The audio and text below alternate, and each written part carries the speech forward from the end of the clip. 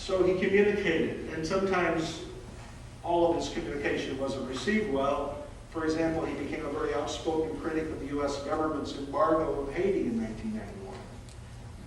He knew firsthand that it would further devastate the country by hurting the poor people the most. And not everyone thought that he should be so vocal as a missionary to be critical of our government. But he knew what was right.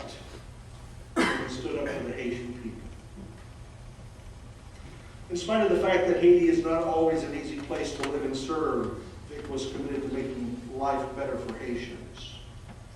He admired the people.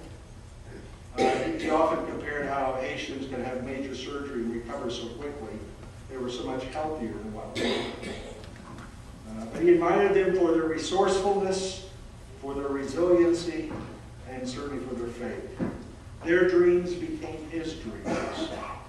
God continued to give him big dreams on behalf of Haiti, for churches and schools, for training and empowering Haitian leaders, for the Haitian Conference organization so that they would be able to stand on their own 2 feet and be on an equal parallel with conferences here in the United States.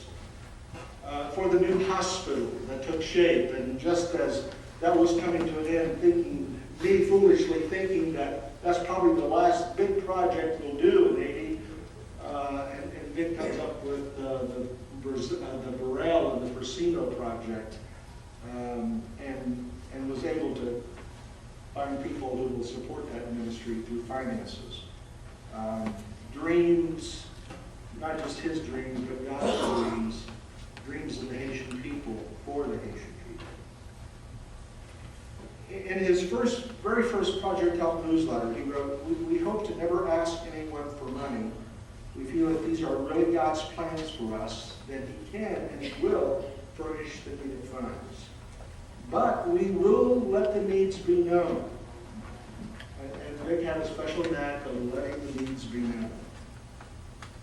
And he did. And he's responsible for raising an enormous amount of money for ministry in Haiti.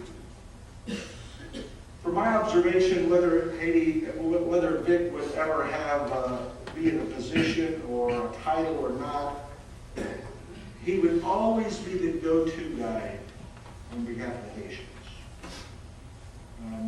They could always count on him. He would be their advocate. Because over time, he had demonstrated his love, his devotion, his commitment to them. His influence will continue to bear fruit for many generations to come. Both in the Haitian leaders he mentored and in the U.S. visitors who came to Haiti, who fell in love with his love and their desire to want to go back and do something about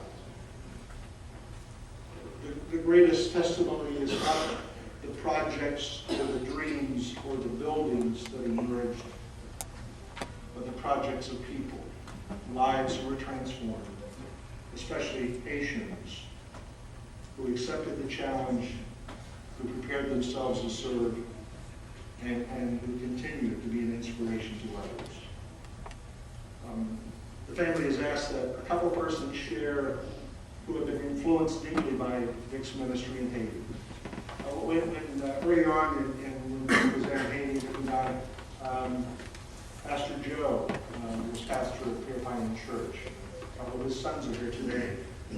But we're glad to have Dr. Winnell Charleston. Dr. Winnell is the administrator for the medical facility. He's going to come and share the influence of Vic's life on him.